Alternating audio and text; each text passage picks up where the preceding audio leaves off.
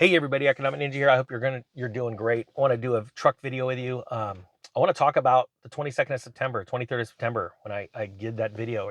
You got a couple days left. You got 7 days left, right? Counting down to that 22nd. And the reason why is because I was with another YouTuber, Mr. Johnny Bravo. And after admiring his hair and seeing how tall that darn thing stands up, it's like it has life of its own. I swear there was a bird that stuck its head out and looked at me while we were talking one day. Johnny is a friend of mine, and actually a really great friend. Really, he really keeps up on me and calls me, and and he's always considerate and thinking about me. We have just amazing, amazing talks.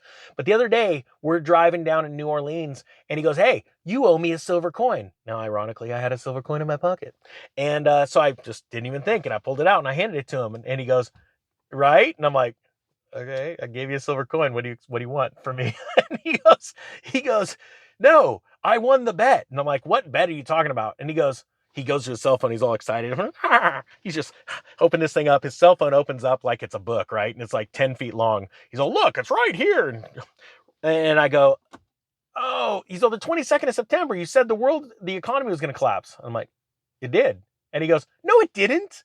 Now, Johnny is an incredible stock trader, very, very successful person. And as much as he jokes around, that guy knows his stuff. As a matter of fact, I'll link his class below because he's been teaching people like crazy. When we were in New Orleans, we were running into people that knew his work and seen his class. And it was great to see that because I'm not a technical analysis guy, right? I'm a long-term investor, cycles trader, things like that.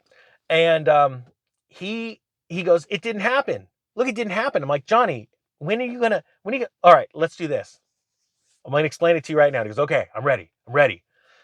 I'm all, Japan moved right then. Japan moved in and said, it was like, I don't remember what day it was. It was right around that day.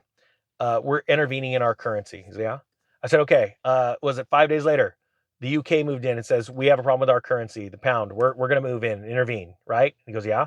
I said, China. And he goes, China. I'm like, I think China's doing it as an excuse, but whatever. They're going to roll with it. They're going, all right, we see what's going on here. We're going to move in now, and we're going to start to sell U.S. treasuries because Japan already announced it. We're going to start selling treasuries too because yuan's weak because they made it weak. It's like China's just taking its currency and going, just pounding it and then going, are you okay, buddy? Are you okay? I'm sorry. And then it's like, okay, we'll help you out now. It's like it's horrible, but yeah, I get it. China's doing this, to help this little subtle crash that's going on in the markets right now in the U.S. bond markets. And I said, but then not only that, you got Credit Suisse, right? And now there's a swap line that's just been established between Switzerland and the U.S., the Federal Reserve. Why? Because a week ago, the headlines read, Credit Suisse has great numbers. They're they have great liquidity. They're a great company. And then literally a week later, Credit Suisse is in negotiations with creditors and looking for financing. You can't make this up. That is a massive, massive bank. And now the federal government, the U.S. federal government, the Fed, sorry, not federal, they don't have any reserves. They have now initiated a swap line between Switzerland and them to be able to bring in liquidity. And he goes, yeah. And I said, then you also have the U.S. Treasury actually asked the banks, should we start buying bonds right now from you guys? And the bank's like, shoot, we just put out press release and said we're good. Like, oh, sorry, I'll be quiet. I thought you guys had problems. Dude, don't tell them.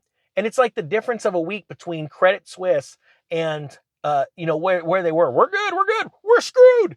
And it's not only we're screwed. They're not saying that. We're like, we're slightly screwed. We're like, we're gonna get in talks with some people to give us some loans. We're growing. No, they're not.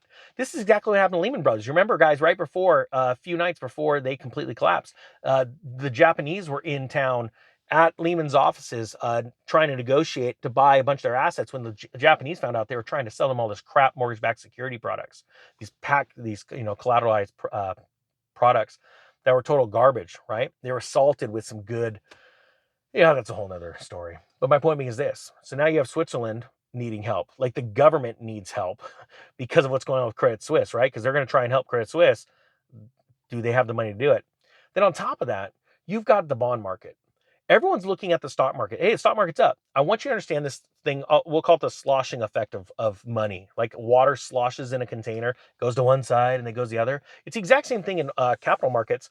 When the bond market's hurting, money flows into the stock market. We've seen this before in the last 15 years on smaller scales. Right now, it's much worse. And right now, we're seeing a dump in the bond market that is larger than the largest panics in the last 100 years. And I just came across a chart. I'll try and bring that up later in another video. I'll do a video on bonds. And this is absolutely catastrophic. And so I was talking to Johnny. I said, look, Johnny, it happened. Remember the day Lehman Brothers closed their doors and the stock market fell 700 points, right? Or more than that, 777 points that day. Did life for you change? He goes, no. I said, did life for any of your friends change? No. What happened was 6 months to a year ago, everything was lost. And he got it. He goes, oh. And I was trying to explain that in a way that I've been trying to explain to you for so long. That's how a crash happens. The day, everybody thinks of the day of the Great Depression started, the market crash of what, 29, when everybody is flooding the banks trying to get to the bank, right? But remember too, I want you to realize that was only a couple of banks, right? You see all that footage there. Whereas you've already seen that footage here now. You've seen lines around, for the last 20 years, you've seen multiple instances around the world where hundreds and hundreds of people were lined up around their bank trying to get money out of an ATM, although it was a lot more orderly. But then you saw what happened in China just a month ago, where they were protesting and there was tear gas in the street because they were trying to get their money out of the bank, right? Thousands of people. And that right there is your current day black and white photo of the Great Depression, was the stock market crash where people trying to get all their money, right? Leverage is higher today than it was during the run up to the market crash in all aspects. Leverage to margin debt in the stock market, student loan debt, auto debt, everything, mortgage debt. You can't make this up. This is going to be magnanimous. I always use that word like it's big, but check this out. I always use magnanimous as a term for something huge, right? Huge, but it's actually not. The definition of magnanimous, and please put it down in the comments, the proper one. Hopefully I don't butcher it, is forgiveness, and to be great in forgiveness, to forgive in a massive way. And that's what is about to happen. See, the markets are going to cycle over and God's stepping in, and this is just prophetic. And whether you believe in God or not, totally fine. I'm not here to preach to you. Trust me, I'm the last person that should be preaching to you. As a matter of fact, this is time for a coffee sip. But I would be horrible. It would be horrible for me not to tell you the truth. There is going to be debt forgiveness, but not in the way you think. A lot of people have been believing for a white horse, a white knight to jump on and pay off all your debts. That is not going to happen. A lot of people will be set free from the debts. They're also going to be set free from the items that they were buying, the houses, things like that. They're not going to get to keep their house.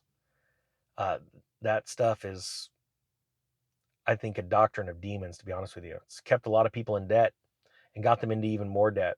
And this actually happened. I don't want to butcher his name. I want to say was it Hal Lindsey? I don't remember.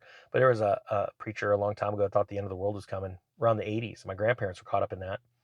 Thought the end of the world was coming. They went and got into a ton of debt. And then it didn't happen. And then they had to pay that debt off. And almost put them in jail with the IRS, actually. A horrible story. But it really happened.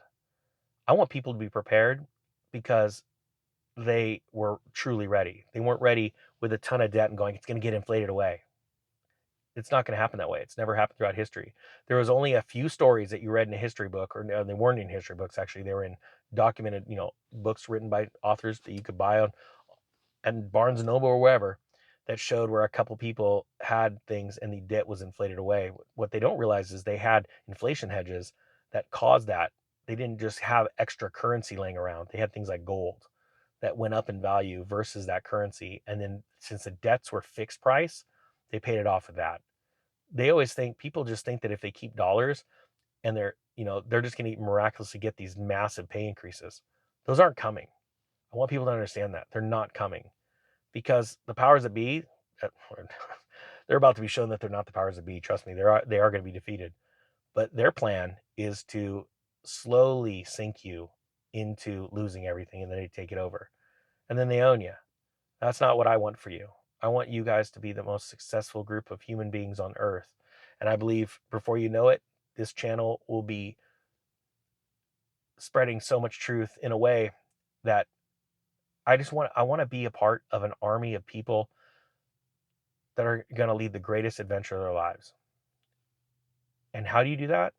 You start with getting out of debt, getting focused, keeping that credit score. You're going to need it. You're going to need it through this next thing. But be patient and ready, like a soldier ready for battle, but understands that every second he gets to rest and think will add him hours on the battlefield.